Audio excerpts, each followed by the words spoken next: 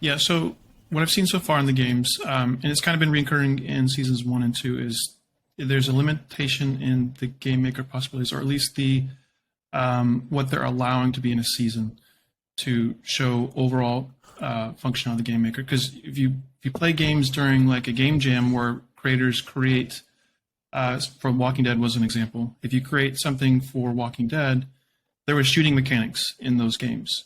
Those aren't, as far as I know, they aren't yet in this season because it's a borderline hack for the game maker. So these experiences seem more like the vanilla. What is the true intent of the game maker functionality? And so game makers are limited to that. So it's a lot of repeating of parkour, collect these orbs, go to this location.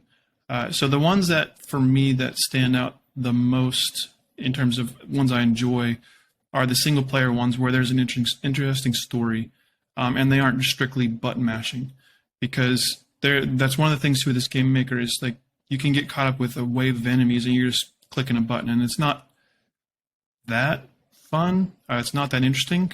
So if you can tie in an interesting story on top of that, I think it benefits. And so the one that stood out to me the most, I'm terrible with names.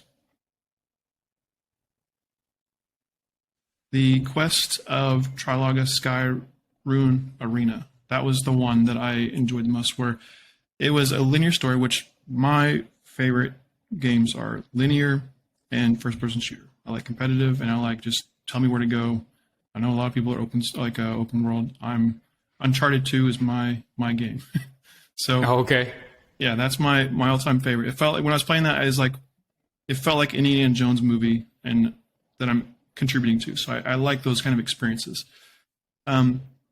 This is a linear game, and it was an interesting story. It is a 1x1, so it also showed what is possible in a single parcel, where if you go to someplace like the Decentraland or Somnium Space or those kind of other metaverses that are popular, your parcels are very small, and you're building more shops than experiences in those worlds. Now, this one also had good art, good progressions. There's puzzle solving, those kind of things, and there's closure to the level too. Is there repeatability to it? I'm not sure. And I'm sure you'll talk more about that too. Is where's the repeatability on some of these games? So that's kind of my opinion on these. What about you? How about you?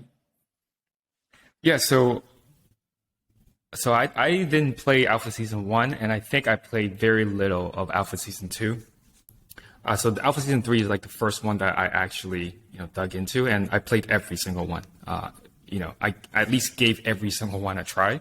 There's only 2 that I finished.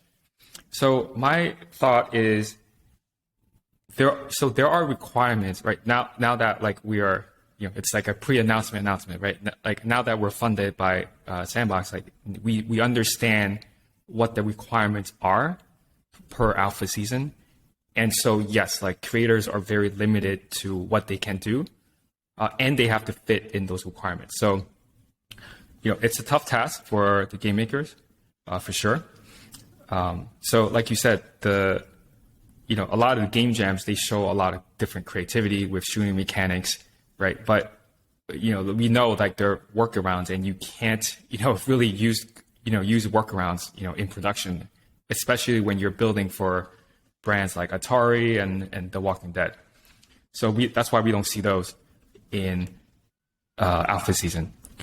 If you do, you'll only see them as like single player games that may or may not give you rewards. So one requirement is that these experiences, every single one of the experiences, should be completed on the first playthrough within 30 minutes. So that's a very important criteria, because they don't want players to be grinding for, a quest point, right? Because the way it's set up is that there's a battle pass where if you get enough quest points, then you're on a leaderboard and you get, sand tokens. So it's a cool way to incentivize players to try out every single experience and to complete every single experience. So I think the way that Sandbox is incentivizing people to play these games is very interesting. It's like a Fortnite battle pass model, and it's something that they're experimenting with. And yeah, I think we'll see a lot of that going forward. It's pretty interesting. So I think that a lot of the multiplayer games, they're mainly social hubs, and unfortunately, right, like what you can do in those are very limited, just based on the requirements and the criteria. So there are things that I like about multiplayer experiences. In those experiences, you're mainly showing off the creativity, in my opinion, like creativity of the assets, creativity of how what you're building ties to the brand. So like one of my favorites, I thought was, it was a multiplayer, is the Nine Chen's Wonderland. The IP is, I think, of a singer or I don't really know, but I think it's like an Asian pop star. But some of the assets are just crazy. Like there's this like Ferris wheel, there's this like really crazy things where I was like, okay, how did they make this? Because this is really cool. So that's probably my favorite multiplayer experience. I would say my favorite experience overall, I'd probably give you two. The first one is the Hyunjin Music Palooza. And so it's a single player game because there's certain mechanics that they needed there and that won't work in multiplayer. But it's primarily a parkour game. And what's funny is I almost rage quit in the first 5 minutes because the very first mini game that they had you do was way too hard for the first thing that you do. And so I think a lot of these games also didn't do enough, in my opinion, like of Fatui playtesting, like first time user experience testing. Because that first, and I'll show this on the screen, but the first playthrough, like that very first quest was so difficult. And I was like, okay, this is like ridiculous. But it looked cool enough where I thought, okay, let me kind of get through this. So it was primarily a parkour game, but the parkour was done outside and not in a building. And so, because all these games are mainly their third person view, when you're moving the camera around, you don't have like blocks like blocking your view and things like that. That could be very like annoying, particularly if you're doing a parkour in a building. So that's my favorite. The second favorite is Suko's Split Personality. So yeah, so like shout out to whoever did that game. Done very, very well. It's single player, linear, not parkour, in my opinion. The story was written very well. It's about, I can tell you, right? Because I didn't know who Suko was before, but now that I played it, I can tell you there's something about his childhood.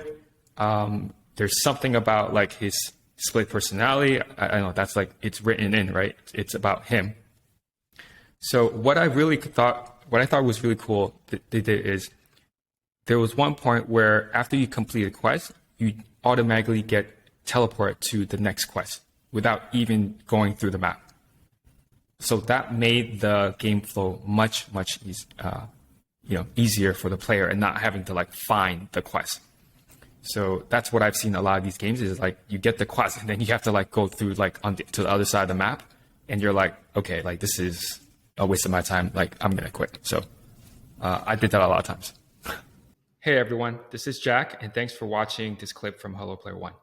If you enjoyed it, you can click here to watch another one. Or if you want to watch the entire podcast, click here. See you later.